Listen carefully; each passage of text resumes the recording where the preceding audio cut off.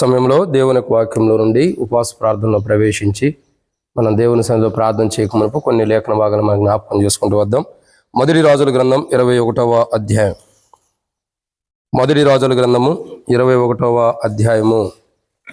దేవుని వాక్యాన్ని చూస్తున్నట్టయితే కొన్ని విషయాలు జ్ఞాపకం చేసుకుంటూ వద్దాం.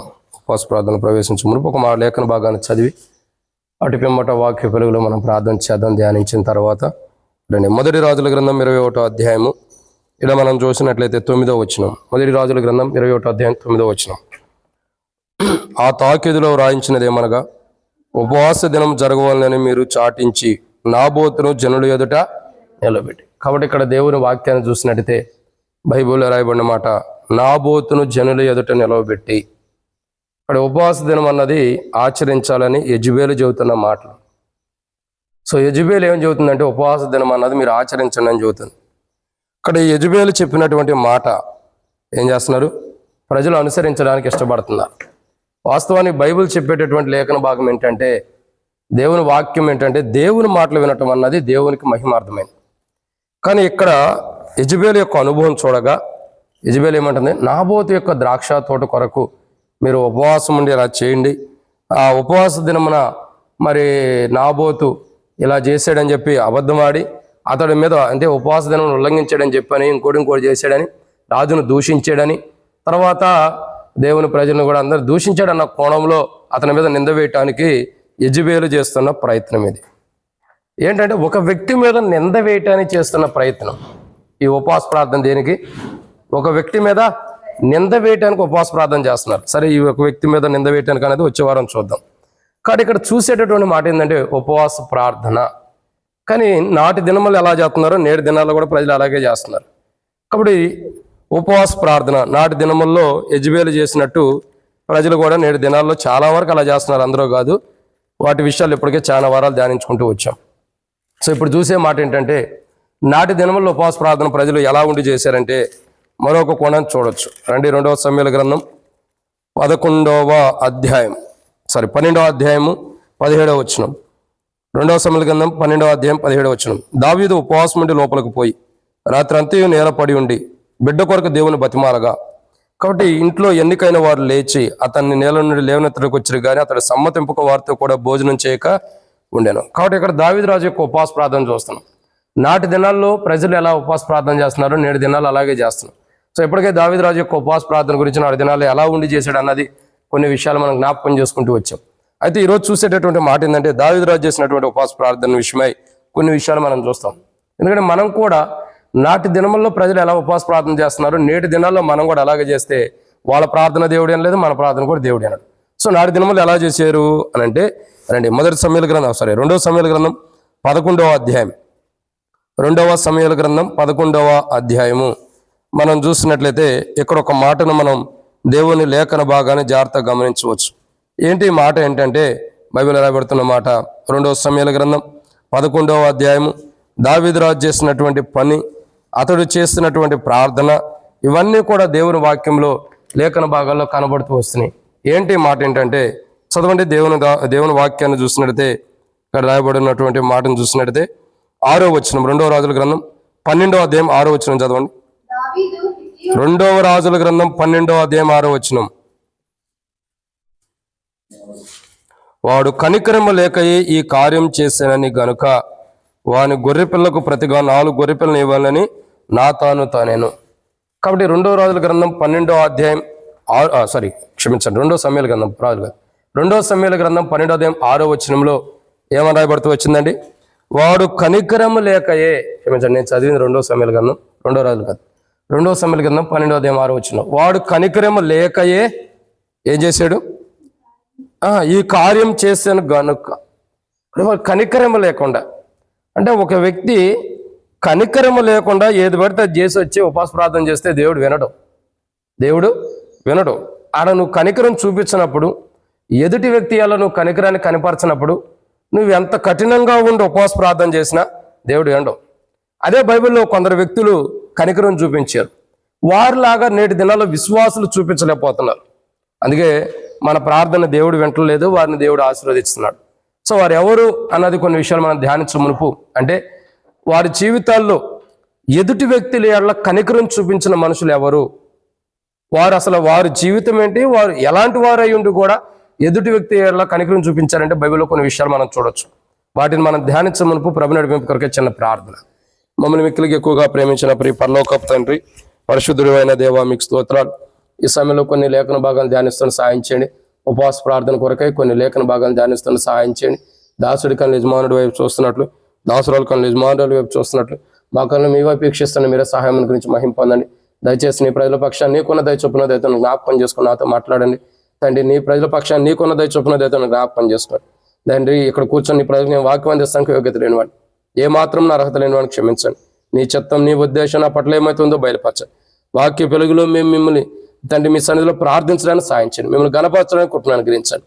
మా అవసరతలు, మా అక్కర్లు మేము తీర్చాలంటే మేము కూడా ఎదుటి వ్యక్తి అలా కనికరం చూపించేవారు ఉన్నారు. అట్టి కనికరం మాకు లేనప్పుడు మేము ప్రార్థించినా కానీ మా ప్రార్థన మీరు వినరు.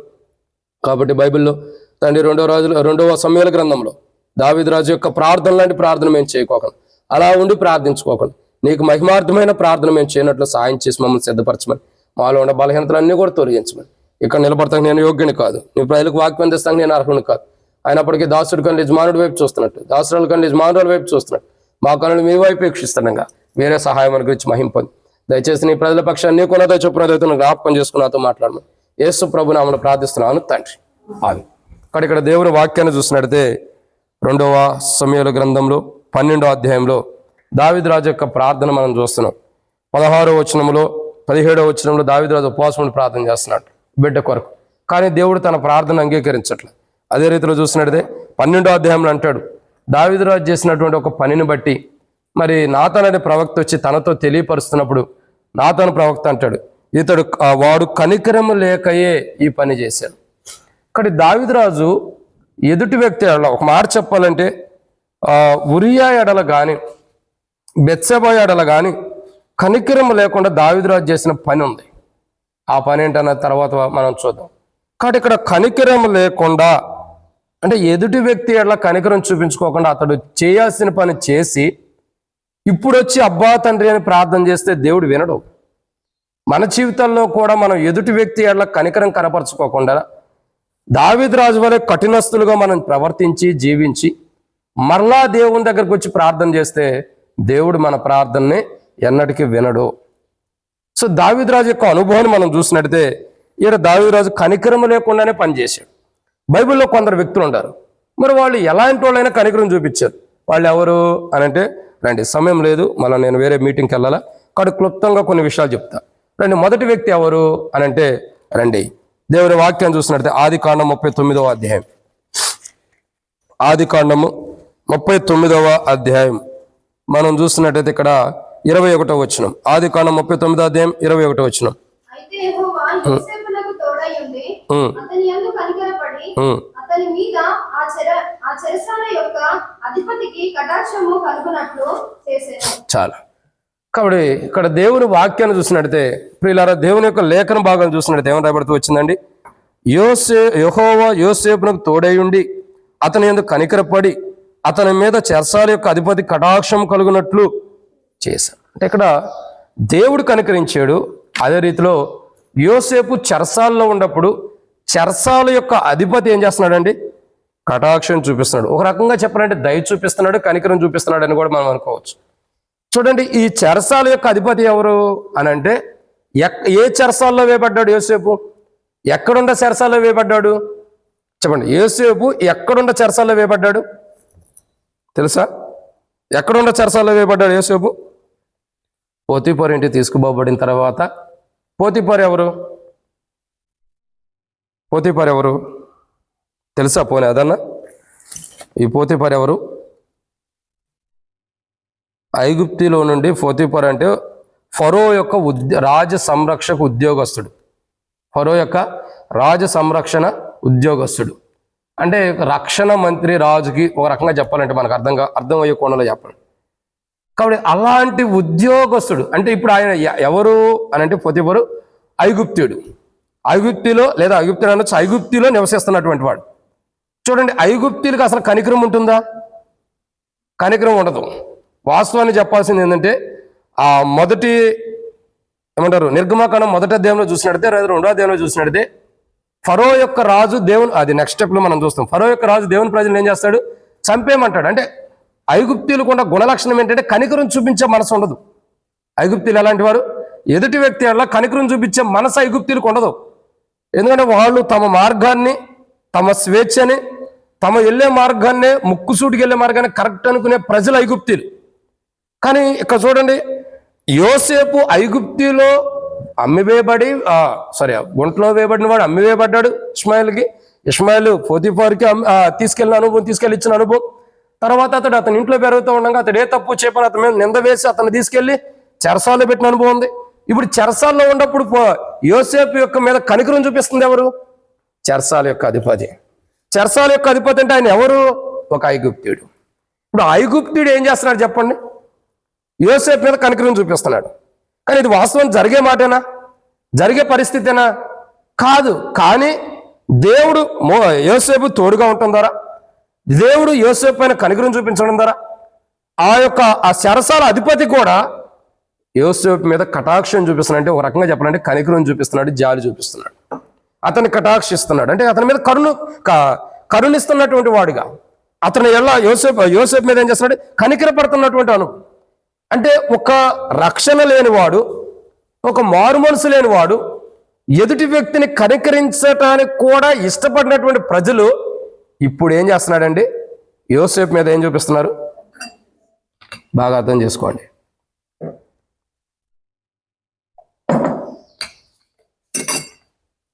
అసలు ఎదుటి వ్యక్తుల మీద కనికరం చూపించడానికి కూడా ఇష్టపడరు. కానీ కనికరం చూడండి, ఇప్పుడు మీరు గమనించినట్లయితే ఫరో యొక్క విధానం ఏంటి, యోసేపు చనిపోయిన తర్వాత యోసేపు నిరుగని రాజుగా వెళ్తూ వచ్చాడు ఫరోగా. అతడు ఏం చేస్తున్నాడు, ఇశ్రాయేలు ప్రజల్ని కఠినంగా శిక్షిస్తూ వస్తున్నాడు, దాసత్వంలో పెట్టుకుంటూ వస్తున్నాడు, ఎంతో కఠినంగా బాధ పెడుతూ వస్తున్నాడు. అంటే అక్కడ ఫరో యొక్క అనుభవం ఏంటో అనుభవం, కనికరం చూపించడం అనేది వాళ్ళ జీవితాల్లో లేదు. మీరు గమనించినట్లయితే ఐగుప్తులో ఉన్న ప్రజలు కానీ అక్కడ కరువు వచ్చినప్పుడు 7 సంవత్సరాల్లో కనికరం చూపించింది ఎవరంటే యోసేపే. ఫరో ఏమంటాడు, నేను సింహాసనం విషయంలో తప్పక మిగతాదంతా కూడా నీకు అప్పచెబుతున్నాను అంటాడు. అంటే అక్కడ కనికరం చూపించింది ఎవరు, ఫరో ఏం చేయట్లా, కనికరం చూపించింది ఎవరంటే యోసేపు. ప్రజలు అయ్యో ఆకలితో ఉన్నారు, అయ్యో ఆకలితో చచ్చిపోయేటట్టు ఉన్నారని ప్రజలకి ఆహారం పెట్టి పోషిస్తుంది ఎవరంటే యోసేపే తప్పక ఫరో కాదు అక్కడ. అంటే ఇక్కడ తప్పుకోవడానికి కారణం ఏంటంటే ఆ యొక్క ప్రాంతంలో నివసించే ఐగుప్తీయులకి కనికరం అన్నది కష్టం, కనికరం అన్నది లేదు. ఇక్కడ విచిత్రం ఏంటంటే ఎదుటి వ్యక్తి వల్ల కనికరం చూపించిన వారు, ఎదుటి వ్యక్తి వల్ల కనికరం కనపరచినటువంటి వారు, అలాంటి ప్రజలే యోసేపు మీద కనికరం చూపిస్తున్నారు. కానీ మరి దావీదురాజు చేయాల్సిన పని ఏంటి, ఒక రక్షణ లేని వారు, ఒక మారు మనసు లేనటువంటి వారు, ఒక దేవుడు అంటే సరిగా తెలియనటువంటి ప్రజలు, ఇంకా చెప్పాలంటే దేవుని అనుభవంలో లేనివారు, దేవుని మార్గంలో లేని వారే చెరసాల్లో ఒక వ్యక్తి వేయబడితే అతని మీద కనికరం చూపిస్తున్నప్పుడు దేవుని బిడ్డలుగా ఉండవలసిన మనము ఎదుటి వ్యక్తుల పట్ల ఇంకెంత కనికరం చూపించాలి. కానీ మనం కనికరం చూపించే గుణం మనకు ఉండదు. కఠినమైన హృదయం, కఠినత్వం కలిగిన వారు మనం కఠినంగా జీవించడానికి కారణం ఏంటంటే మనలో కనికరం చూపించే మనసు అన్నది ఉండదు. ఏముండదండి, కనికరం చూపించే మనసు ఉండదు. అందుకే ఏంటంటే మనం కఠినంగా ఉంటున్నాం. ఒక కఠినస్తులేమో కనికరపడే మనసు వచ్చేసింది. ఐగుప్తులు ఉండేవారు కఠినమైన వారు, కానీ ఐగుప్తులు ఉన్నటువంటి అధిపతికి ఏమైంది, చెరసాల అధిపతికి. ఇప్పుడు చూడండి మీరు, చెరసాల అధిపతులు అంటే వాళ్ళు ఎంత కఠినంగా ఉంటారు తెలుసా, ఎంతో కఠినంగా ఉంటారు. ఎవరి ఎడల కూడా జాలి కూడా చూపించరు. వాక్యం ఇష్టంగా ఉందా లేదా, ఇష్టం లేనట్టు మొహాలు పెట్టారు ఎందుకు. కాబట్టి ఎదుటి వ్యక్తి ఎలా కనికరం చూపించరు. చెరసాల్లో ఉండేవారు కఠినంగానే ఉంటారు, కనికరం చూపించడం కష్టం. కానీ ఇక్కడ చూసినట్టే చెరసాల అధిపతి యోసేపు మీద కనికర పడుతున్నాడు. అంటే విచిత్రం ఏంటి, కఠినంగా ఉండవలసిన వాడే కనికరం చూపిస్తుంటే ఇప్పుడు కనికరించాల్సిన దేవుని బిడ్డలు ఎలా ఉండరు, ఎలా ఉండి ప్రార్థన చేస్తున్నారు. అది అంటే ఒక కఠినంగా ఉన్నవాడే కనికరం చూపించేసేసాడు, మార్పు చెంది. కానీ ఇప్పుడు కనికరం చూపించాల్సిన దేవుని బిడ్డలు కఠినస్తులుగా మారి దేవుని సన్నిధిలో ఉపవాస ప్రార్థన చేస్తున్నారు. ఇప్పుడు దేవుడు అంటాడా, నువ్వు ఎంత గుండు బాదుకున్న దేవుడు ఏంటో అదే దావీదురాజు చేస్తుంది. గొర్రెల దొడ్లో ఉండవాన్ని తీసుకొచ్చి రాజుగా చేసిన తర్వాత ప్రజలపైన కనికరం చూపించాల్సినటువంటి దావీదురాజు నోటి ద్వారా దేవుడు పలికిచ్చాడు, ఇతడు కనికరం లేకనే, వాడు కనికరం లేకుండా చేశాడని. కనికరం లేకుండా అతడు చేయాల్సిన పాపం చేసినప్పుడు అలా చేసి మళ్ళీ దేవుని దగ్గరికి వచ్చి, ప్రభువా ఈ బిడ్డను బ్రతికిచ్చంటే దేవుడు బ్రతికిస్తున్నాడా? దావీదురాజు ఎడల దేవుడు కనికరం చూపించాడు. ఇప్పుడు దావీదురాజు ఏం చేయాలా?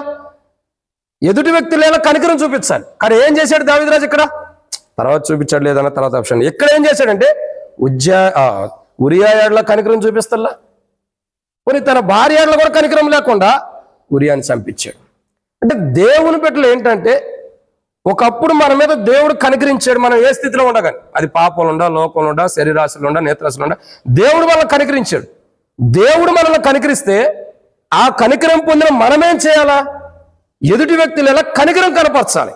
కానీ మనం ఏం చేస్తున్నామంటే, మనం కఠినం అయిపోతున్నాం. ఇంకా ప్రార్థన ఏం చేస్తామంటే, ప్రభా వారికి మారు మనసు నువ్వు, వారి జీవితాలు మార్చు ప్రభా, వారిని సరిదిద్దు ప్రభా, ఇంకా వారి పాపలు ఉన్నారు ప్రభా, వారు తప్పు మార్గంలో నడుస్తున్నారు ప్రభా, వారి జీవితాలు సరిలేవు ప్రభా, వారు చాలా కఠినలు అయిపోతున్నారు ప్రభా, వారిని మార్చు ప్రభా అని ప్రార్థన చేస్తాం. అది కాదు ఈరోజు చేయాల్సింది. నేను కఠినస్తుని, నేను కఠినమైన దాన్ని, నన్ను మార్చు, మొదట నా జీవితాన్ని మార్చు, నా మనసును మార్చని మనం ప్రార్థన చేయాలి. రక్షించబడిన మనమేమో కఠినంగా ప్రవర్తిస్తున్నాం, రక్షణ లేని వాడేమో దేవుని కృపను బట్టి మారు మనసు పొంది కనికరం చూపిస్తున్న వాడుకుంటాడు. కనికరం చూపించాల్సిన మనమేమో కఠినస్తులుగా మారిపోతున్నాం. అందుకే చూడండి, దేవాలయానికి ఎక్కిపోయే వారిలో ప్రార్థన చేయడానికి ఇద్దరు వ్యక్తుల్లో ఒకడినే ప్రభు, ఒకడు ప్రార్థన దేవుడు విందే, మరి ఒకడు ప్రార్థన విన్నాడా? ఎందుకు వినలా?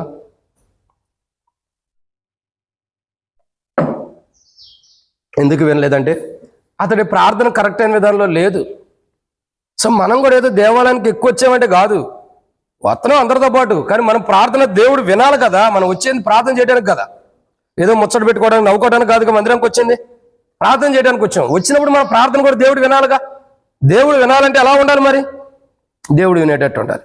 దేవుడు వినాలంటే మనలో ఉండ కఠినత్వం పోవాలి, కనికరమైన మనసు మనలో వచ్చినప్పుడు అప్పుడు దేవుడు మన ప్రార్థన వింటాడు. అది నీకైనా నాకైనా. ఇక్కడ చెరసాల యొక్క అధిపతి కఠినస్తుడు, ఐగుప్తుడు అంటే, అయినా అతడే యేసేపు పైన కనికరం చూపిస్తున్నాడంటే, కనికరం పొందిన మనము ఇంకా కఠినస్తుడి పైన ఎంత కనికరం చూపించాలి? మనమే కఠినంగా మారిపోయి మన హృదయాలే కఠినం చేసేసుకుని ప్రభు దగ్గరకు వచ్చి ప్రభువా అని ప్రార్థన చేస్తే నీ గొంతు నొప్పి తప్పక ఏం ఉపయోగం లేదు. నువ్వు నడిచి వచ్చిన నడక ప్రయాణం వ్యర్థం తప్పక ఏం ఉపయోగం లేదు. నువ్వు ఇక్కడ కూర్చునే సమయం అంతా కూడా, వేచి ఉండే సమయం అంతా కూడా వ్యర్థమ తప్పక దేవుడు ప్రార్థన వినడు. ఒక కఠినస్తుడే కనికరం చూపిస్తుంటే, ఆయన కనికరం పొందిన మనము ఎదుటి వ్యక్తులు అలా కనికరం చూపించుకోకుండా ఎదుటి వ్యక్తులు అంటే కఠినంగా ప్రవర్తించినప్పుడు దేవుడు మన ప్రార్థన వినడు. ఇది మొదటిది. రెండో వ్యక్తి ఎవరు? రండి, నిర్గమాకాండం. రెండో వ్యక్తి ఎవరంటే నిర్గమాకాండము 1వ అధ్యాయం. నిర్గమాకాండము 1వ అధ్యాయం మనం చూసినట్టు ఇక్కడ రెండో వ్యక్తిని చూస్తున్నాం. నిర్గమాకాండము 1వ అధ్యాయము 18వ వచనం. ఐగుప్తు రాజు ఆ మంత్రసానులను పిలిపించి, మీరెందుకు మగపిల్లలను బ్రతకనిచ్చితిరి, ఈ పని ఎలా చేసితిరని అడిగాను. అందుకు ఆ మంత్రసానులు, హెబ్రీ స్త్రీలు ఐగుప్తుల స్త్రీలు వంటి వారు కాదు. 17 చదువమ్మా. అయితే ఆ మంత్రసానులు దేవునికి భయపడి ఐగుప్తు రాజు తమకు ఆజ్ఞాపించినట్లు చేయక మగపిల్లలను ఐగుప్తు. అక్కడ నేను చదువుతా ఉండు. అయితే ఆ మంత్రసానులు దేవునికి భయపడి ఐగుప్తు రాజు తమకు ఆజ్ఞాపించినట్లు చేయక మగపిల్లలను బ్రతకనీయగా. సో ఇక్కడ దేవుని వాక్యాన్ని చూసినట్టే ఇది ఎన్నో మాట అండి? ఎన్నో మాట? రెండో మాట. ఇక్కడ రెండో మాట ఏంటంటే, ఇక్కడ మనం చూస్తున్న లేఖన భాగాన్ని చూసినట్టు రెండో వ్యక్తి రెండోది ఎవరు? షిఫ్రా పూయి. కాబట్టి ఈమె యొక్క జీవితాలు, వీరి యొక్క జీవితాలు చూసినట్టు మంత్రసానులు. ఎవరండి? మంత్రసానులు. ఈ మంత్రసానులు చేస్తున్న పని ఏంటి అని అంటే, ఈ మంత్రసానులు ఎవరు సంబంధించిన వాళ్ళు? వీళ్ళు కూడా ఐగుప్తికి సంబంధించిన వాళ్ళే. ఎవరు సంబంధించినారండి? ఐగుప్తికి సంబంధించిన వాళ్ళే. మరి ఐగుప్తికి సంబంధించినటువంటి మంత్రసానులు ఏం చేస్తున్నారు అంటే, వాళ్ళకి ఏం చెప్పాడు? ఫరో ఏం చెబుతూ వచ్చాడు చూడండి. ఎవరైతే 2 సంవత్సరాలు కాదు, ఎవరైతే ఐగుప్తులకు మగపిల్లలు పుడతారో వాళ్ళని చంపేయమని ఆజ్ఞ ఇచ్చాడు. ఇచ్చాడు లేదా? 16 వచ్చిన చూడండి. మీరు హెబ్రీ స్త్రీలకు మంత్రసాని పని చేయొచ్చు వారిని కాన్పుపీటల మీద చూచినప్పుడు మగవాడైన వాని ఎడల వాని చంపుటకు ఏమంటే ఆర్దైన ఎడల దాన్ని బ్రతకనీడని వారితో చెప్పి, మగవాడైన వాడిని చంపండి, ఆడమని ఏం చేయాలా అంటే ఇక్కడ గమనించాల్సిన కోణం ఏంటి అంటే మగవాడిని చంపండి, ఆడామని బ్రతకనీయమని ఉంది. ఏం చేయాలా? ఆడామని బ్రతకనీయాలా, మగపిల్లల్ని చంపాలి. కానీ ఇక్కడ వీళ్ళు చేస్తున్న పని ఏంటి చెప్పండి? వీళ్ళు చేస్తున్న పని ఏంటి? ఎవరిని చంపాలో వారిని చంపట్లా, మగపిల్లల్ని ఏం చేశారు అంటే మంత్రసానుకుండా హృదయం కూడా మనకు లేకపోతే మనం ప్రార్థన చేసిన దేవుడు ఎందుకు వింటాడు చెప్పండి? మంత్రసానుకున్న హృదయం. వారికి రాజు చెప్పిన మాట ఏంటి? మగపిల్లోడిని పుట్టినప్పుడు మీకు కనబడితే మీరే మంత్రసాన్ని పనిచేసేది, వాళ్ళకి కానుపు నువ్వు చేసేది. మగపిల్లోడు పుడితే చంపేసేయండి వాడిని, పుట్టుకలోనే వాడిని చంపేసేయాలి, ఆడదైతే బ్రతకనివ్వండి అన్నాడు. కానీ ఇప్పుడు ఈ మంత్రసానులు చేస్తున్న పని ఏంటి? ఏం చేస్తున్నారు? మగపిల్లల్ని బ్రతకనిచ్చారు. అదే మాట 18 వచనంలో ఐగుప్తు రాజు అంటాడు, ఆ మంత్రసాలను పిలిపించి మీరు ఎందుకు మగపిల్లల్ని బ్రతకనిచ్చిద్దరు, ఈ పని ఎందుకు చేస్తారంటే వాళ్ళు చేయడానికి కారణం ఏంటంటే దేవుని భయం కలిగిన వారు. ఎవరు దేవుని భయం కలిగిన వారు? మంత్రసానులు దేవుని భయం కలిగిన వారు. అందుకే వారికి తెలుసు ఇశ్రాయేలు యొక్క పరిశుద్ధ దేవుడు ఎలాంటి వాడు, ఆ దేవుని కార్యాలు ఏంటో వారికి తెలుసు. కాబట్టి ఐగుప్తులో మంత్రసాను పనులు చేసేవాళ్ళు ఏం చేశారండి? కనికరం చూపించారు. ఇక్కడ విచిత్రం ఏంటంటే ఒక మంత్రసానులే కనికరం చూపించారు, కానీ ఐగుప్తీ రాజు మాట వినుకోకుండా దేవుని ప్రజలపైన కనికరం చూపించారు, కానీ దేవుని ప్రజలు ఇతరులపైన కనికరం చూపించలేకపోతున్నారు. ఇది ఎంత బాధాకరమైన విషయం చెప్పండి. మంత్రసానులు రాజు మాట వినుకోకుండా దేవుని ప్రజలపైన కనికరం చూపిస్తుంటే దేవుని ప్రజలేమో దేవుని మాట వినుకోకుండా కఠినస్తులుగా మారిపోతున్నారు. ఇప్పుడు దేవుడు ఎవరి ప్రార్థన వింటాడు మరి చెప్పండి? ఎవరి ప్రార్థన వింటాడు? చూడండి, ఒక కఠినమైన రాజు యొక్క మాట వినుకోకుండా మంత్రసానులు దేవుని ప్రజలను బ్రతికిస్తున్నారు. కానీ ఇక్కడ దేవుని ప్రజలు ఏం చేస్తున్నారు? దేవుని మాట వినుకోకుండా కఠినస్తులుగా మారిపోతున్నారు. ఇప్పుడు దేవుడు ఎవరి ప్రార్థన వింటాడు? మీరు చూడండి, వాళ్ళు దేవునికి భయపడి మగ పిల్లల మీద కనికరం చూపించారు కాబట్టి జరిగినది ఏంటో తెలుసా అండి? దేవుడు ఆ మంత్రసానుల యొక్క కుటుంబాలను ఏం చేశాడు చెప్పండి? 20వ వచనంలో దేవుడు ఆ మంత్రసానులకు మేలు చేశాను. ఏం చేశాడండి? మేలు చేశాడు. మేలు చేశాడా, కీడు చేశాడా? ఎలా, ఎందుకు చేశాడు? వారు దేవుని ప్రజలపైన కనికరం చూపించారు. అసలు దేవుడు మనకు ఒక మేలు చేయాలంటే మనం చేసిన పని ఏంటి? ఎదుటి వ్యక్తి ఎలా కనికరం చూపించాలి. మనం ఎంత కఠినంగా ఉంటామో అంత దేవుని మేలు మనం పొందలేం. దేవుని మేలు అన్నవి మనం పొందలేం. ఇక్కడ విషయం ఏంటంటే, ఇక్కడ విషయాన్ని జాగ్రత్త చూసినట్టే ఎవరండి వీళ్ళు? మంత్రసానులు. ఏం చేస్తున్నారు వీళ్ళు అని అంటే కనికరం చూపిస్తున్నటువంటి అనుభవం. వారి జీవితాల్లో, వారి అనుభవాల్లో, వారు ఐగుప్తులో నివసిస్తున్న ఫరో రాజు యొక్క మాట కూడా వినుకోకుండా మంత్రసానులు ఏం చేశారు? దేవునికి భయపడి కనికరాన్ని చూపించారు.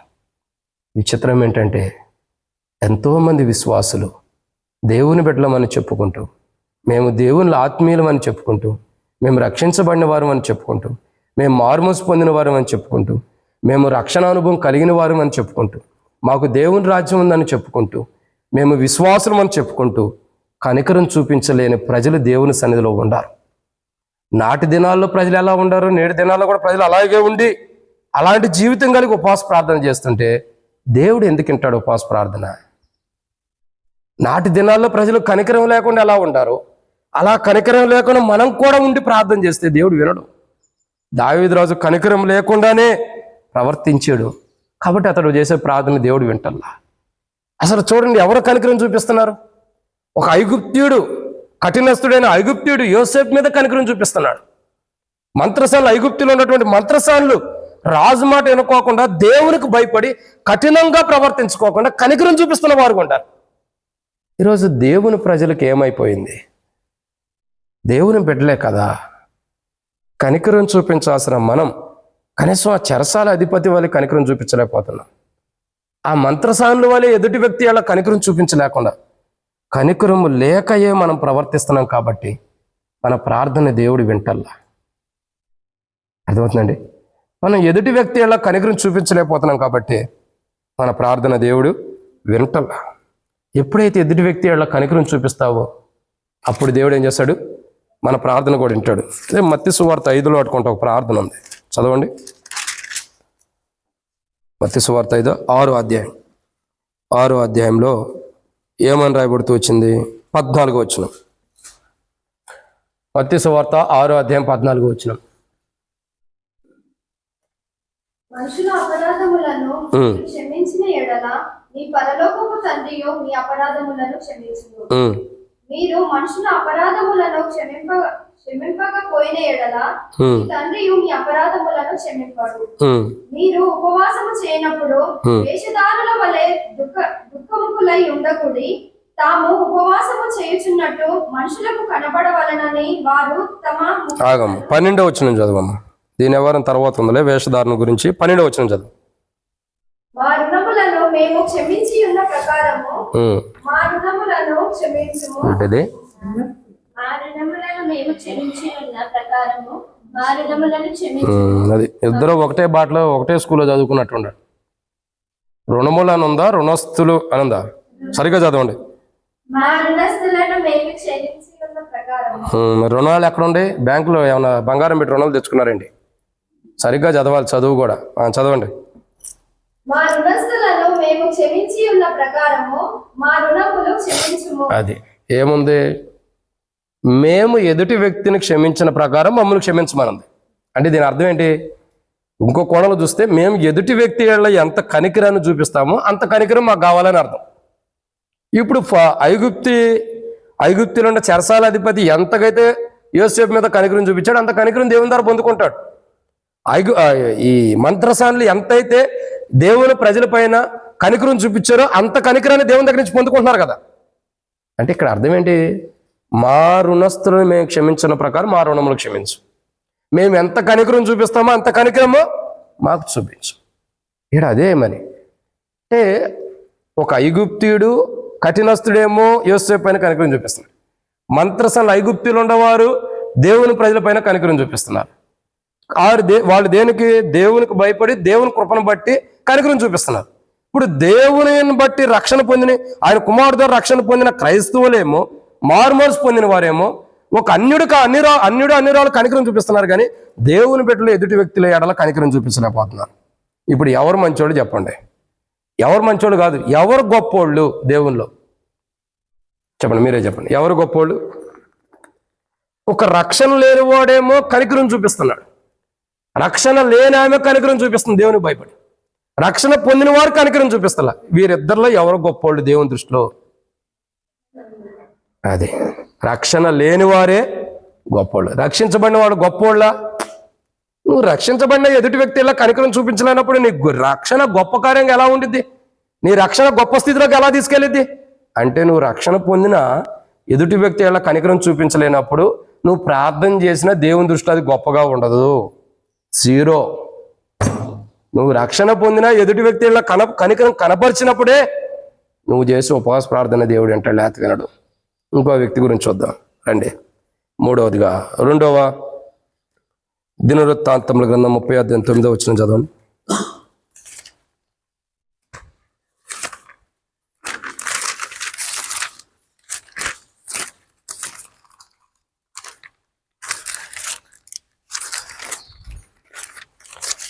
అధ్యాయము 9వ వచనం.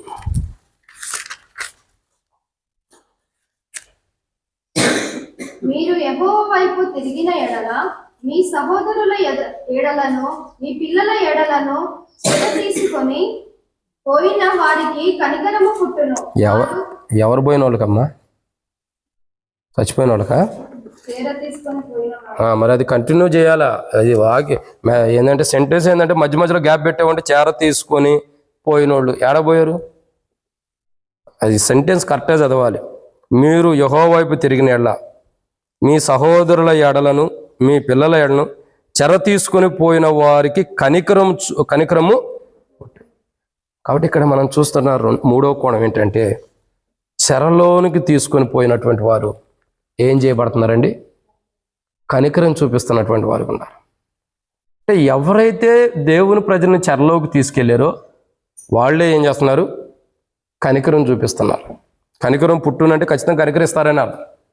అంటే ఎంత గొప్ప ఆలోచన చూడండి. ఎవరైతే చెరసాల్లోకి మనం తీసుకెళ్తున్నారో వాళ్ళే మన పైన ఏం చేస్తారంట? కనికరం చూపిస్తున్నారు. కనికరం చూపించేటప్పుడు దేవుడు చేస్తాడు, కనికరం చూపిస్తారు కూడా. లేఖన భాగాల్లో కూడా ఉన్నాయి. ఇక్కడ అర్థం ఏంటంటే మనల్ని చెరసాల్లోకి ఎందుకు తీసుకెళ్తున్నారు? చెరగా ఎందుకు కొనిపోతున్నారు? చెరగా ఎందుకు కొనిపోతున్నారంటే మనల్ని బానిసలుగా చేసుకోవడానికి. ఎవరైతే మనల్ని బానిసలుగా చేసుకోవడానికి చెరగా తీసుకొని పోయారో వాళ్ళే ఏం చేస్తున్నారు? మన మీద కనికరం చూపిస్తున్నారు. ఇక్కడ విచిత్రం చూడండి. ఎవరైతే చెర కొనిపోయారో దేవుని ప్రజల్ని, ఇప్పుడు నేను మిమ్మల్ని చెర కొనిపోయానుకో, నేను మీ ఎలా కనికరం చూపిస్తాను, రక్షణ లేనివాడిని నేను. కానీ ఇక్కడ ఏంటంటే చెరలో నుండి, సాతాను క్రియల్లో నుంచి విడిపించబడి యేసుప్రభు రక్తం ద్వారా విడిపించబడిన దేవుని ప్రజలు చెరలో నుండి బయటకు వచ్చిన వారేమో కనికరం లేకుండా ఉన్నారు. చెరలోనికి తీసుకొని పోయిన వారేమో దేవుని ప్రజలపైన కనికరం చూపిస్తున్నారు. ఇది విచిత్రంగానే ఉంది. ఎవడైనా ఇప్పుడు నేను ఒక వ్యక్తిని చెరగొనిపోయాను అనుకోండి, నా చెరలో పెట్టుకున్నాను అనుకో, నేను కఠినంగా చూస్తానా, ప్రేమగా చూస్తానా? చెప్పండి, ఎలా చూస్తాను? కఠినంగానే చూస్తా. కానీ వీళ్ళు ఏం చేస్తున్నారు?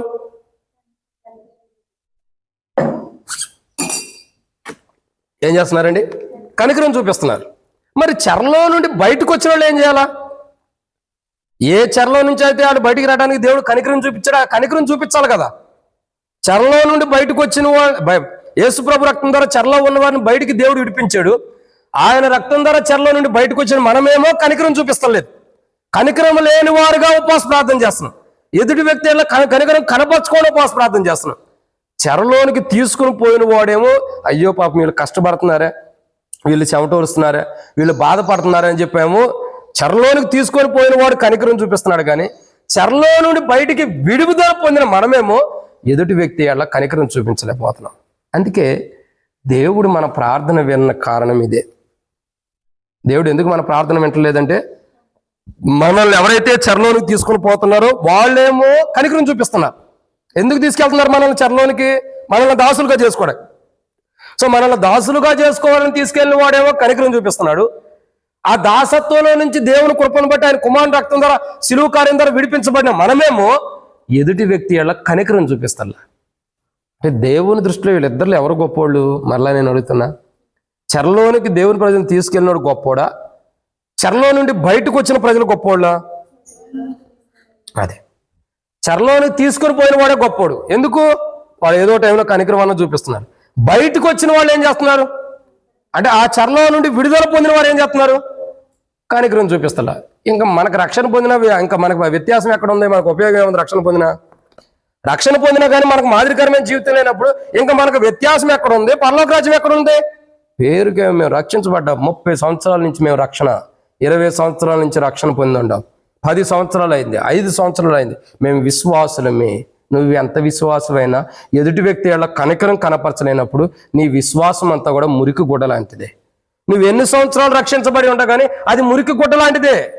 ఎదుటి వ్యక్తి వాళ్ళ నీవైనా నేనైనా కనికరం చూపించలేనప్పుడు, కనికరం చూపించే మనసు మనకు లేక కఠినమైన మనసు మనలో ఉన్నప్పుడు నువ్వు ఎన్ని సంవత్సరాలు అయ్యి రక్షించబడి ఉండా ఉపయోగం లేదు. ఎన్ని సంవత్సరాలు అయ్యి రక్షించబడి ఉండా ప్రయోజనం లేదు. ఇంకా చెప్పుకోవద్దు నేను పలానప్పుడు రక్షించబడ్డాను, పలానా దినాల్లో రక్షించబడ్డాను, నేను ఇన్ని దినాల నుంచి దేవుని వెంబడిస్తున్నాను, ఇన్ని దినాల నుంచి నేను విశ్వాసం అని చెప్పుకోవద్దు. నువ్వు కఠినస్తుడివి, కఠినస్తురాలువి, నీకు రక్షణ అనుభవాన్ని కోల్పోయావు. కఠినమైన వారు ఎవరంటే రక్షణ అనుభవాన్ని కోల్పోయిన వారే కఠినస్తులు. ఆ రక్షణ అనుభవాన్ని కోల్పోయిన తర్వాత ఇంకా నేను రక్షించబడ్డానని చెప్పుకున్నా అది పేరుకే తప్పక దేవుని మహిమకరంగా ఉండదు. ఇక్కడ చూస్తున్నటువంటి మాట కనికరము. దావీదురాజు కనికరం లేకయే వాడి పని చేశానంటాడు. కనికరం లేకయే, కనికరించబడిన వారు కనికరం చూపించాలి. కాబట్టి మా రుణస్తులు మేము క్షమించిన ప్రకారం మా రుణములు క్షమించమన్నాడు. అంటే మనం ఎదుటి వ్యక్తి వాళ్ళ కనికరం ఏదైతే చూపిస్తున్నామో ఆ కనికరాన్ని నాకు చూపించని ప్రార్థన. సో సరే, ఇదే కోణంలో మనం ప్రార్థన చేద్దాం. ఏమని? ప్రభా, ఎదుటి వ్యక్తి వాళ్ళ నేను ఎంత కనికరం చూపించానో అంత కనికరం నాకు చూపించంటే దేవుడు మన కనికరం చూపిస్తాడా? పోని ఇంకో కోణంలో ప్రార్థన చేద్దాం. ప్రభా, ఎదుటి వ్యక్తి ఎడల నేను ఎంత కఠినంగా ఉన్నానో అంత కఠినంగా నువ్వు నా ఎడలో ఉండి ప్రభు అంటే ఇంకెట్టుండి ఆలోచన చేయండి. అర్థమవుతుందండి? ఇప్పుడు ఒకటి గుర్తుపెట్టుకోండి, ఎదుటి వ్యక్తి కఠినమైన హృదయాన్ని నేను ఎంత క్షమించాను, ఎంత కనికరించాను, అంత కనికరం నాకు ఇమ్మంటే మనం ఎంత కనికరించో అంత కనికరం మనకి ఇస్తాడు. ఎదుటి వ్యక్తి ఎలా నేను ఎంత కఠినంగా ఉంటానో నువ్వు కూడా ఎట్లా అంత కఠినంగా ఉండు ప్రభు అని ప్రార్థన చేయి. ఇప్పుడు వరకు మేళ్ళన్న పొందేవు, రేపు పొద్దున అది కూడా ఇవ్వడానికి దేవుడు. గుర్తుపెట్టుకోండి, నేను ఎదుటి వ్యక్తి ఎంత కఠినంగా ఉంటున్నానో నా ఎడల కూడా నువ్వు అంత కఠినంగా ఉండు అని ప్రార్థన చేయి. ఈ ఉపవాస ప్రార్థన. అప్పుడు తెలిసింది దేవుడు నీ ఎడల ఎంత కఠినంగా ఉండడానికి ఇష్టపడుతున్నాడు. తలెత్తుకోవటానికి కూడా ధైర్యం ఉండదు.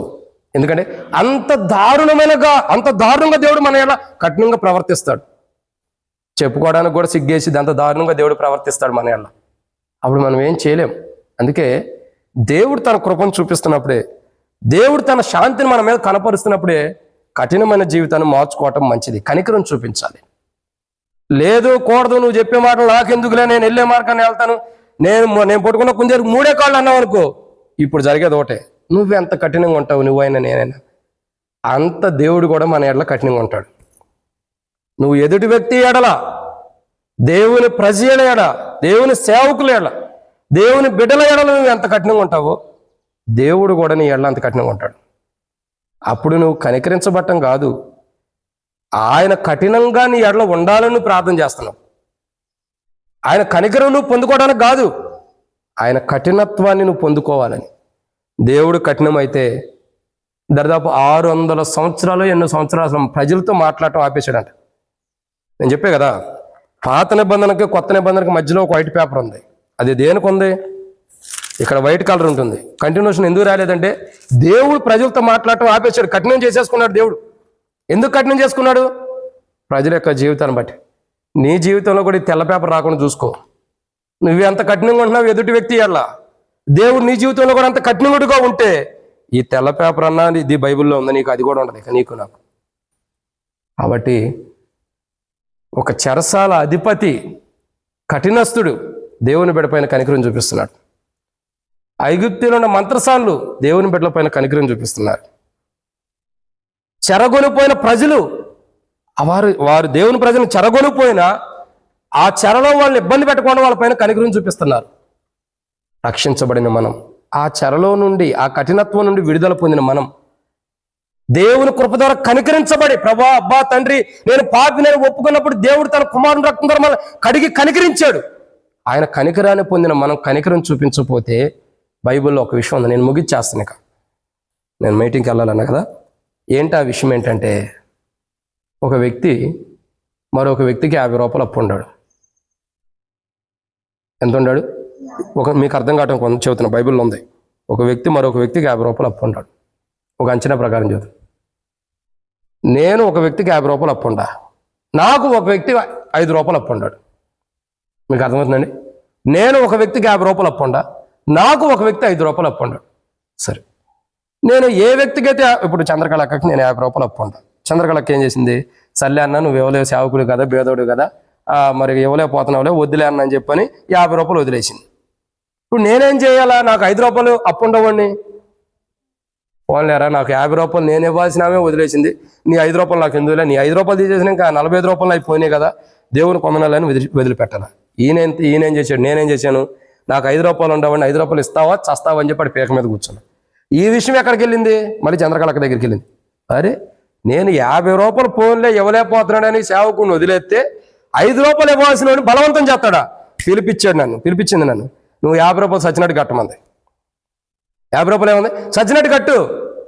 అదేందక్క, నిందాక వద్దన్నావు కదంటే, అవును, నువ్వు 50 రూపాయలు ఇవ్వలేకపోతున్నావు కాబట్టి వద్దన్నా. నీకు 5 రూపాయలు ఇవ్వాల్సిన వాడిని వద్దంటే సరిపోయేది కదా.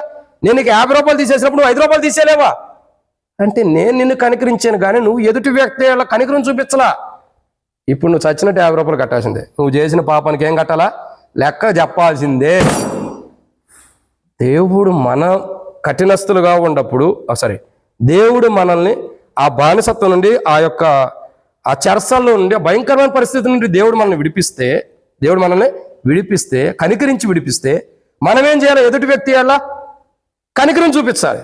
మనం ఆ కనికరం చూపించుకోండి మనం కఠినస్తులు కొన్నాం అనుకో, ఏదైతే మన ఎలా కనికరం చూపించాడో ఆయనే మన ఎలా ఏం చేస్తాడు. ఇప్పుడు 50 రూపాయలు క్షమించినాడు, ఏమన్నాడు? 50 రూపాయలు కట్టమన్నాడు. ఇప్పుడు ఎవరైతే కనికరించాడో ఆయనే కట్టమన్నాడు. మనం కానీ కనికరించబడిన మనం, దేవుని ద్వారా కనికరించబడిన మనం, ఎదుటి వ్యక్తుల పైన కనికరం చూపించాల్సిన మనము, ఆయన ద్వారా మనం కనికరించబడి ఎదుటి వ్యక్తులకు మనం కనికరం చూపించాల్సిన మనం, ఎదుటి వ్యక్తులకు కనికరం చూపించుకోకుండా ఎదుటి వ్యక్తులైనా మనం కఠినంగా ప్రవర్తించి ఆయన ద్వారా అబ్బా నువ్వు నన్ను కనికరించు ప్రభు అని ప్రార్థన చేసి ఎదుటి వ్యక్తులు నువ్వు కఠినంగా ఉంటే నువ్వు ఎంతైతే విత్తుతున్నావో ఆయన అన్నీ చూస్తున్నాడు. ఆయన ఏం చేస్తాడు? దాని ప్రకారమే నీకు తీర్పు తీరుస్తాడు. నిన్ను క్షమించాడు, నువ్వు ఎదుటి వ్యక్తిని కనికరం చూపించాలి. నీ అట్లా కనికరం చూపించినప్పుడు నువ్వేం చేయాలి? ఎదుటి వ్యక్తి అలా కనికరం చూపించాలి. నువ్వు అది చూపించలేనప్పుడు దేవుడు ఒకరోజు ఆయన చూపించిన కనికరాన్ని నువ్వు వ్యర్థపరుచుకుని నువ్వు ఎదుటి వ్యక్తి అలా కనికరం చూపించలేదు కాబట్టి నీ కఠినమైన జీవితాన్ని బట్టి ఇప్పుడు నువ్వు ప్రార్థన చేసిన దేవుడు వినడు. రేపటి దినాన్ని నువ్వు ప్రార్థన చేసినా రేపటి దినాన్ని నువ్వు దేవుని దగ్గరికి వెళ్ళినా లెక్కప్ప చెప్పాలి. ఇదెన్నో మాట 3. ఇక నేను ముగిచ్చేస్తా. మందిరం అడ్రస్ చెప్పండి. వేరే బ్రదర్ ఇక్కడికి రమ్మనండి. బ్రదర్ మందిరం అడ్రస్ చెప్పండి. వేరే అన్న ఫోన్ చేస్తున్నాడు, ఇక్కడికి రమ్మనండి. ఒక 5 నిమిషాలు అయిపోయింది. కంజల ఫంక్షన్ హాల్ దగ్గర వస్తాడు, బయటికి వెళ్ళి మాట్లాడు. కాబట్టి ఇక్కడ మనం గమనించాల్సిన కూడా ఏంటంటే మనం ఎంత కనికరం చూపిస్తామో అది 50 రూపాయలు క్షమించినప్పుడు 5 రూపాయలను క్షమించాలి. మనం ఎంత కనికరం పొందుకున్నాం, మనం 50 రూపాయలు క్షమించబడ్డాం, 5 రూపాయలు క్షమించడమా? మనం ఎంతో పాపాలను కనికరించబడ్డాం దేవుని ద్వారా. మనం ఏం చేయాలా? చిన్నోడిని కనికరించాలి. మనం కఠినంగా ఉంటే జాగ్రత్త, 45 రూపాయలు తీర్పు ఉంది అంటే దాన్ని ఎవరో తప్పించలేడు. మరొక వ్యక్తి చూద్దాం రండి. మరొక మాట నాకు ఫోన్ వచ్చేసింది కాబట్టి వేరే చోట మీటింగ్కి వెళ్ళాలా, త్వరగా ముగిస్తా. మరొక మాట చూద్దామా రండి. దేవుని వాక్యాన్ని చూసినట్లయితే దానియేలు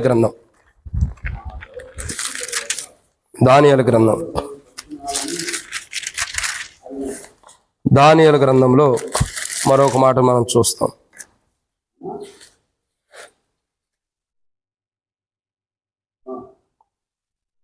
దానియేలు గ్రంథం దేవుని వాక్యాన్ని చూసినట్లయితే 6వ అధ్యాయం. దానియేలు గ్రంథం 6వ అధ్యాయం 14వ వచనం. దానియేలు గ్రంథం 6వ అధ్యాయం 14వ వచనం. రాజు ఈ మాట విని బహుగా వ్యాకులపడి దానియేలును రక్షింపవలెనని తన మనసును దృఢముగా చేసుకొని సూర్యుడు అస్తమించు వరకు అతన్ని విడిపించుటకు ప్రయత్నము చేశాను. చాలమ్మా. కాబట్టి ఇక్కడ ఎవరు కనపడుతున్నారు? ఇక్కడ ఎన్నో వ్యక్తి అండి ఇతను. 4. మొదటిగా చెరసాల నాయకుడు, చెరసాల అధిపతి. 2 షిఫ్రాపుయం అనేటువంటి మంత్రసానుడు. 3 ఎవరు? చెరలోని తీసుకొని పోతున్నటువంటి కఠినస్తుడు. 4 ఎవరంటే ఇక్కడ రాజు. ఎవరి రాజు అంటే నెబుకద్నెజరు. ఇవన్నీ చెప్తూ వస్తాం. ఈ రాజు యొక్క జీవితం చూసినట్టయితే ఏం చేస్తున్నాడండి? రాజు ఆ మాట విని బహుగా వ్యాకులపడి, మీ దగ్గర పెట్టుకున్నాను ఫోన్, బహుగా వ్యాకులపడి దానియేలును రక్షించపలని తన మనసును దృఢముగా చేసుకో. ఇప్పుడు ఈ రాజు ఏం చేస్తున్నాడు? కనికరం చూపిస్తున్నాడు. ఈయన కూడా ఎవరి మీద కనికరం చూపిస్తున్నాడు? దానియేలు మీద. దానియేలు ఎక్కడున్నాడు? సింహాల గుహలో వేయడానికి సిద్ధంగా ఉంటారు ప్రజలు. ఎందుకు సింహాల గుహలో వేస్తున్నారు? దానియేలు ముమ్మారు ప్రార్థన చేశారు. ఆ ప్రజలు కుయుక్తిగా చేసిన పనులకి దానియేలు ఏమయ్యాడు? బలైపోయాడు. ఏం చేశారు? అది ప్రజలు కుయుక్తిగా చేసిన పనులకి దానియేలు ఏమైపోయాడు? అది వాళ్ళు చేసిన కుయుక్తులకి దానియేలు బలైపోతున్నాడు. బలైపోయినా ఎక్కడ అయిపోతున్నాడు? సింహాల గుహలో అయిపోతున్నాడు. అయినా ప్రాణం పోతుందా? ఏం పోవట్లేదు. దేవుడు ఖచ్చితంగా కాపాడుతున్నాడు. మనం ఎదుటి వ్యక్తుల యొక్క కఠినత్వాన్ని, ఎదుటి వ్యక్తుల యొక్క వ్యూహాన్ని, ఎదుటి వ్యక్తుల యొక్క కుయుక్తికి మనల్ని ఎవరైనా బలి చేయాలనుకుంటే వాళ్లే బలైపోతారు తప్పక మనం సింహాల గుహలో వేయబడిన ఖచ్చితంగా కాపాడతాం కాదు, కాపాడబడతాం. మన మీద ఎవరైనా సరే కుయుక్తులు చేసిన, ఎన్ని కుయుక్తులుగా మన మీద జీవించిన, ఎంత కుయుక్తిపరమైన జీవితాన్ని జీవించిన, కనికరం లేకుండా మన ఎల్ల ఎంత కఠినం కలిగి మన మీద ఎంత కుయుక్తులుగా ఉండా, ఎవరైతే మన మీద కనికరం చూపించుకోకుండా కుయుక్తులు పన్నుతున్నారో వాళ్లే వారి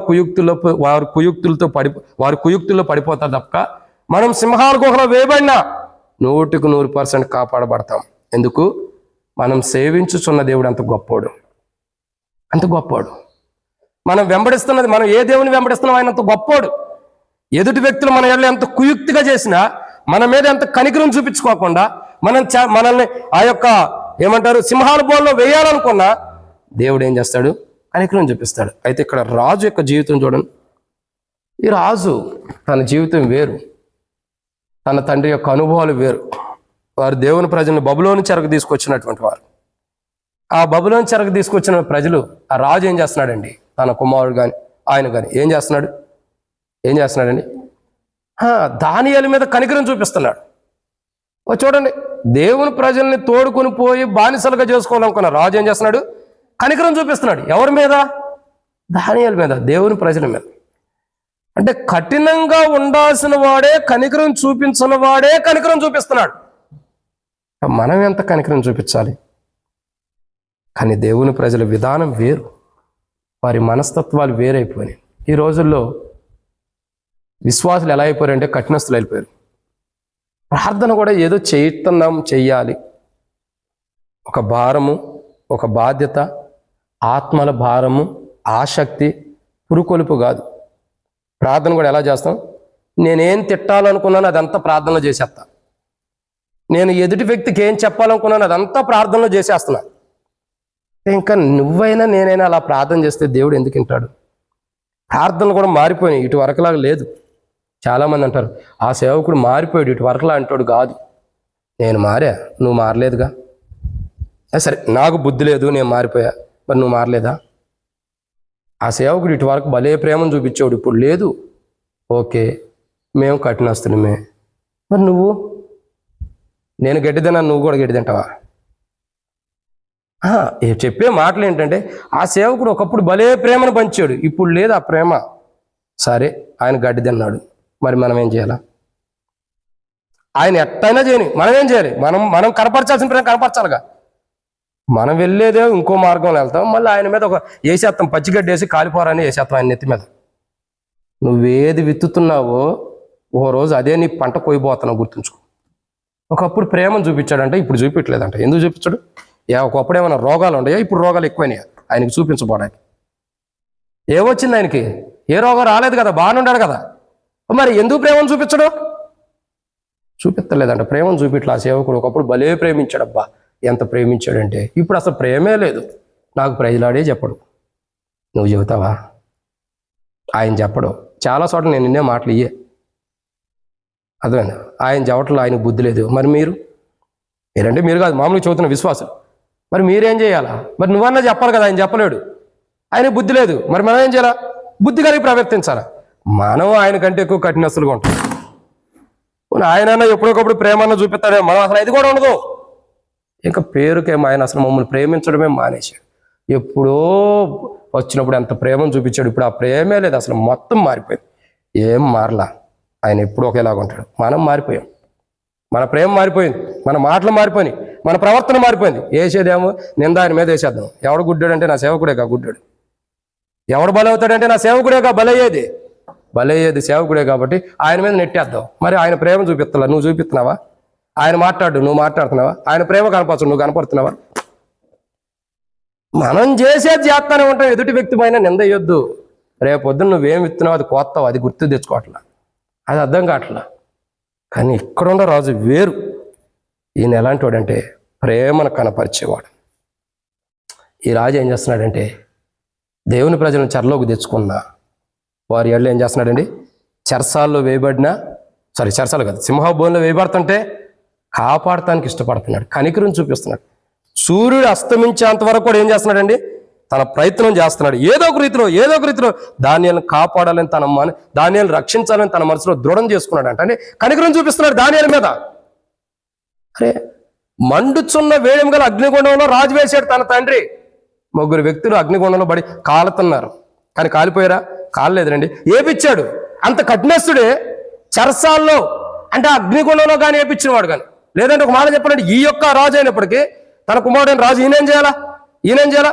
ఆ ధాన్యాన్ని తీసుకెళ్లి సింహాల గుహలో వేయాలి. గుహలో వేయవలసిన వాడే ఏం చేస్తున్నాడు? ఎట్టగొట్ట ధాన్యాన్ని విడిపించాలి, రక్షించాలి, సాయంత్రం వరకు కూడా ప్రయత్నం చేస్తున్నాడు. అనే సింహాల గుహలో వేయవలసిన వాడే కాపాడటానికి ప్రయత్నం చేస్తున్నాడు. అంటే అంత కనికరం చూపిస్తున్నాడు. ఎట్టగొట్ట ధాన్యాన్ని కాపాడాలని.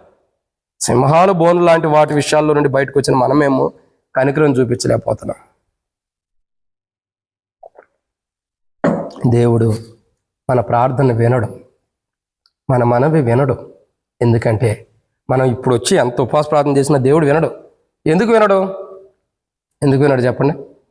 అది మనం కూడా నెబుకద్నెజరు వలె ఏం చేయాలా? రక్షించాలి. కఠినులుగా ఉండకూడదు.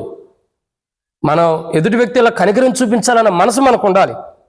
నాటి దినాల్లో ఎలా చేశారో నేటి దినాల్లో అలాగే ఉపవాస ప్రార్థన చేయదు. మార్పు రావాలి.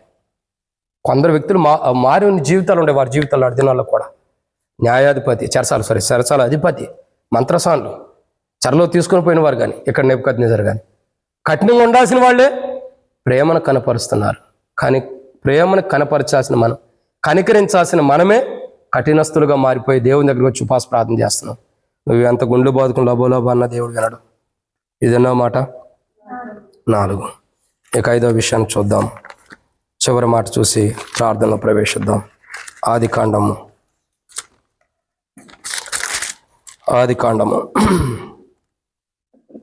మనం చూసినట్టయితే దేవుని వాక్యాన్ని చూసినట్టు ఇష్మాయేలీల గురించి మనం చూస్తాం. ఆదికాండంలో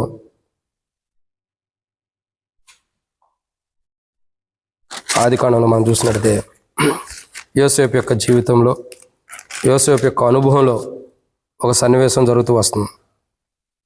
మాట ఏంటంటే దేవుని వాక్యాన్ని చూసినట్టయితే ఆదికాండము మనం చూసినట్టయితే 38వ అధ్యాయం.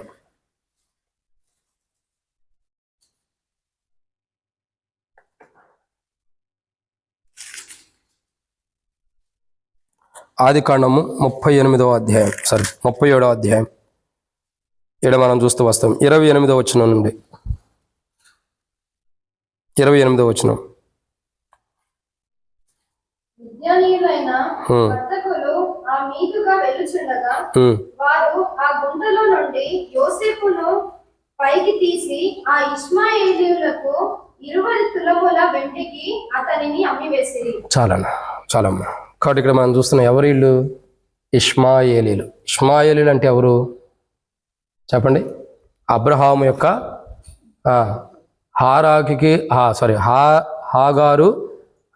హాగారు అబ్రహాము పుట్టినటువంటి కుమారుడు. ఎవరైనా ఇష్మాయేల్ ఏం చేస్తున్నాడు అసలు చూడండి. ఆదికాండంలో మనం చూసినట్టే ఇష్మాయేల్ ఏం చేస్తున్నాడు చెప్పండి.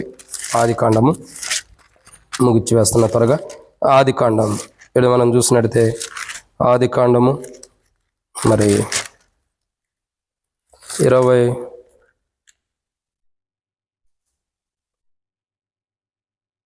కాబట్టి ఆదికాండంలో మనం చూసినట్టయితే 21వ అధ్యాయం. ఆదికాండం 21వ అధ్యాయం 8-9 వచనాలు. ఆ పిల్లవాడు పెరిగి పాలు విడిచెను. పాలు విడిచిన దినమందు అబ్రహాము గొప్ప విందు చేసెను. అప్పుడు అబ్రహామునకు అయుక్తురాలైన హాగారు కనిన కుమారుడు పరిహాసించుటకు చాలా చూచి ఈ దాసిని చాలమ్మా. పరిహారించుట తక్కువ కాదు, పరిహారించడం. కానీ ఇక్కడ మనం చూస్తున్న 5వ మాట ఎవరిళ్ళు? ఇష్మాయేల్. ఎవరైనంటే ఇష్మాయేల్ ఏం చేస్తున్నాడు? ఇస్సాకుని పరిహాసించుట. ఓ రకంగా చెప్పాలంటే హేళన చేస్తున్నాడు, దూషిస్తున్నాడు, ఏదో ఒకటి చేస్తున్నాడు. మరి ఇలాంటి ఇష్మాయేల్ స్వభావం ఏంటో మనం ఇక్కడ చూసాం.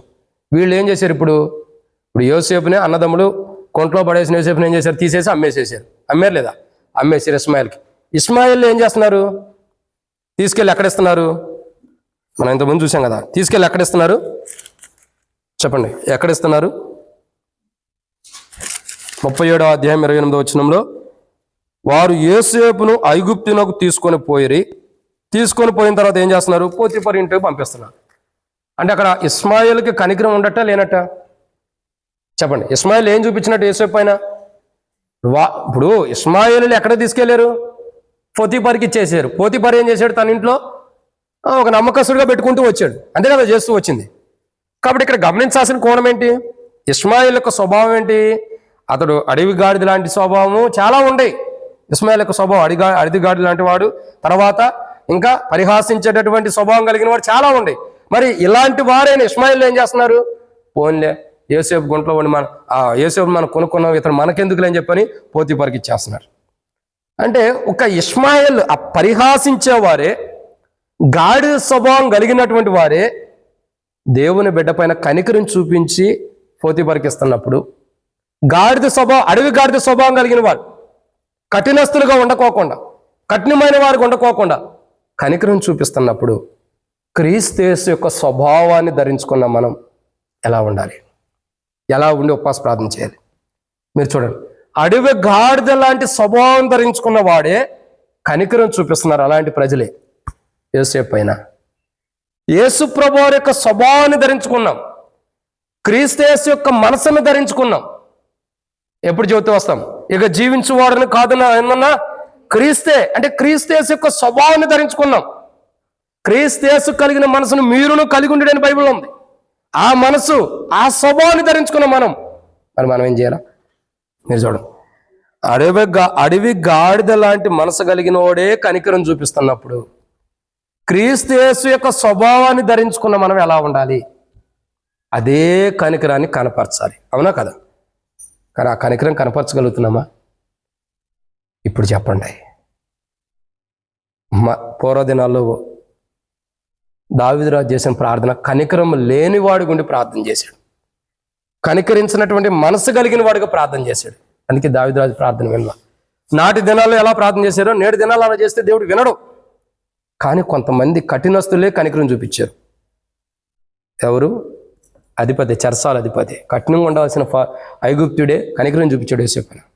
మంత్రసానులు దేవుని బిడ్డలపైన కనికరం చూపించారు ఐగుప్తులైనప్పటికీ.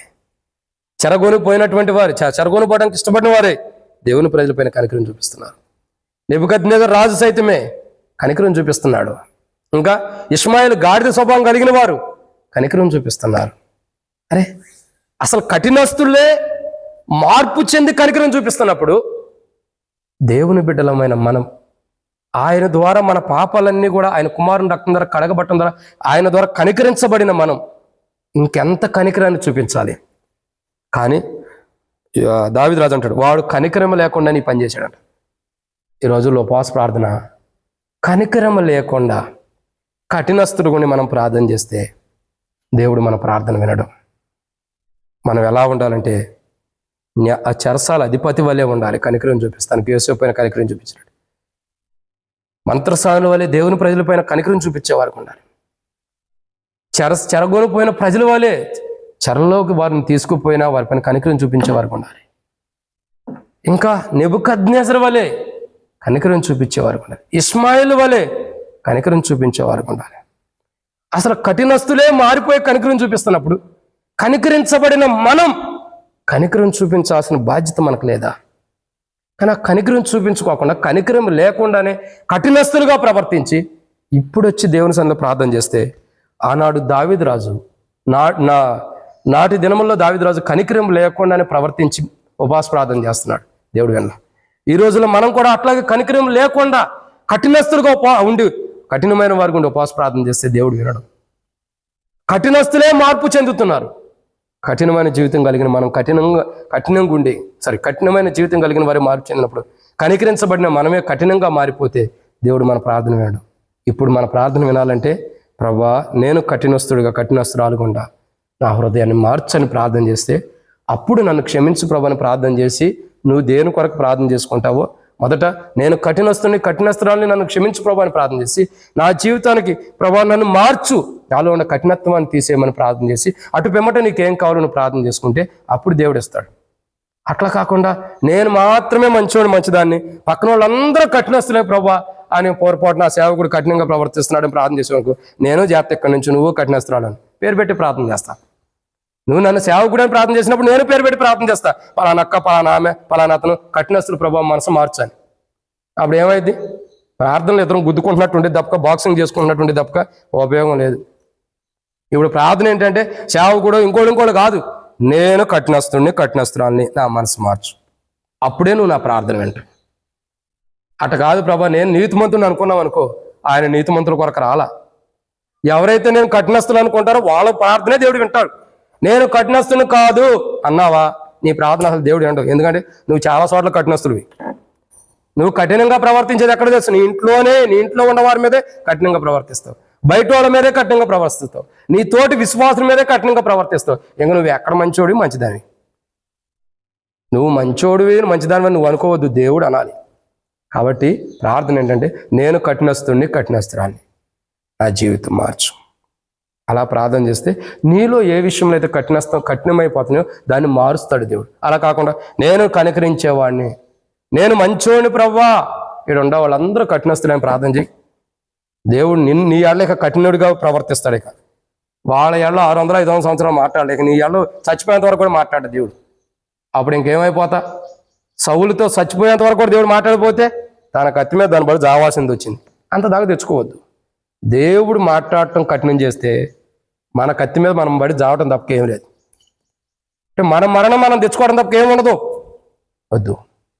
కఠినమైన జీవితం ఎక్కడుందో, కనికరం చూపించలేని ప్రవర్తన ఎక్కడుందో అది మార్చుకుందాం. యథార్థంగా ప్రార్థన చేయి, తప్పేం లేదు. ఒప్పుకుంటే దేవుడు కనికరిస్తాడు తప్ప ఏమైనా సిగ్గుపడటానికి ఎవరుండారు? అందరం దేవుని బిడ్డలమే కదా. నేను ప్రార్థన చేసి అందరూ ఏమనుకుంటారంటే ఎవరేమనుకోరు. ఎవరేమనుకుంటారు లేదు కదా, ముందు దేవుడు ఏమనుకుంటాడు అది ఆలోచించి. ప్రభా, నేను కఠినస్తురాల్ని, నేనుండ కఠిన ప్రకారం నువ్వు కూడా నా ఎట్లా కఠినస్తుడిగా ఉంటే కష్టం.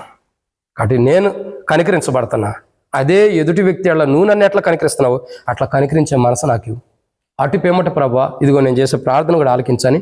మొదట నువ్వు కఠినస్తుడు కాకుండా కనికరం చూపించే జీవితం కూడా ప్రార్థన చేసుకుని ఆ కఠినమైన జీవితం నుండి ఆయన క్షమించి ఇక నుండి మనసు మార్చి ఆయన కనికరం చూపించే మనసు ఇవ్వడం కూడా ప్రార్థన చేసుకుని అటు పేమట నీకేం కావాలో నువ్వు ప్రార్థన చేసుకుంటే దేవుడు వింటాడు, ప్రార్థన ఆలకించి సమాధానిస్తాడు. లేకపోతే నీ ప్రార్థన వినడు. కాబట్టి నాడు దినాలు ఎలా చేశారో అలా చేయకోకుండా ఇప్పుడు మనలో ఉన్న కఠినత్వమైన జీవితాన్ని మార్చుకుని కనికరించే మనసు మనకిమ్మని అడిగితే దేవుడిస్తాడు. ఆ కనికరించే మనసు కలిగి నువ్వేం ప్రార్థన చేసినా దేవుడిస్తాడు. నువ్వు ఎదుటి వ్యక్తి అలా కనికరం చూపిస్తే దేవుడిని ప్రార్థన వింటాడు. ఇప్పటి వరకే దేవుడు ఏదో ప్రార్థన వినాలని నేను తప్పు అయిపోయింది ప్రభా అని ఒప్పుకుని రేపటి నుండి ఎదుటి వ్యక్తి అలా కనికరం చూపించలేదనుకో దేవుడు చూపించడు. ఇప్పుడు ఒప్పుకున్నాలో అయిపోయింది అనుకోవాక ఇక ఒప్పుకున్న దానికి కట్టుబడి జీవించాలి. ఏ ప్రమాదం అయితే నువ్వు చేసావో దానికి కట్టుబడి ఉండాలి. అప్పుడే సిద్ధమైపోయి భార్యాభర్తల పెళ్ళిలో ప్రమాణాలు చేస్తారు. చేసిన తర్వాత విడిపోయి ఉంటారు. ఇద్దరు విడిపోతారా? విడిపోయారంటే వాళ్ళకి మనం చేసేది ఏం లేదు, సరైన రక్షణ అనుభవం లేదు. ప్రమాణాలు చేసిన వాళ్ళు ఏం చేస్తారు? ఆ ప్రమాణం కట్టుబడి ఉంటాడు. ఇంట్లో కొట్లాట్లు ఉంటాయి, గొడవలు ఉంటాయి, కుటుంబాలు ఎన్నో సమస్యలు ఉంటాయి, ఒకరంటే ఒకరు తిట్టుకుంటారు. ఆయన పొద్దున్నే లేచి వండక తప్పదు, ఆయన తినక తప్పదు. అవునా కదా? కలిసిపోతారు లేదా? మరి అంతే. అలాగే ఉండాలి. ఏదో నీ పెళ్ళి అయిపోయిందిలే, నువ్వు మార్గం నువ్వు వెళ్ళు, నేను వెళ్తానంటే సరిపోయేదా? ఇప్పుడు అటాక్ చేస్తున్నారు చాలామంది. పెళ్లి చేసుకునే అంతవరకు, పెళ్ళి అయిన తర్వాత నేనేమో హైదరాబాద్లో జాబ్ చేస్తాను, నువ్వేమో బెంగళూరులో జాబ్ చేయంటున్నారు. ఇంకెందుకు పెళ్లి చేసుకోవడం? ఏకాంగులను సంవత్సరాలుగా చేసింది ఆయన. దూరంగా ఉండాలని కాదు కదా. అలా ప్రవర్తించొద్దు. మనసు అలా అంటే అట్లని కాదు అంటే అలాంటి మనసు మనకు ఉండొద్దు. నీకు ఆయన ఏ కనికరం చూపిస్తున్నాడో ఆ కనికరాన్ని పొందుకో. ఆ కనికరమే ఇతరులపైన చూపించే మనసు దేవుడు ఇమ్మని ప్రార్థించి అప్పుడు దేవుడు ఇస్తాడు. అట్లాంటి జీవితం మనం కలిగి పూర్వ దినాల్లో వాడు చేసినట్లు కాకుండా ఇప్పుడు మనం మార్పు చెందిన అనుభవం చేయనట్లు ప్రభు సాయం చేయను గాక. ఆమేన్. ప్రార్థన చేద్దాం. ప్రార్థనలో ప్రవేశిద్దాం.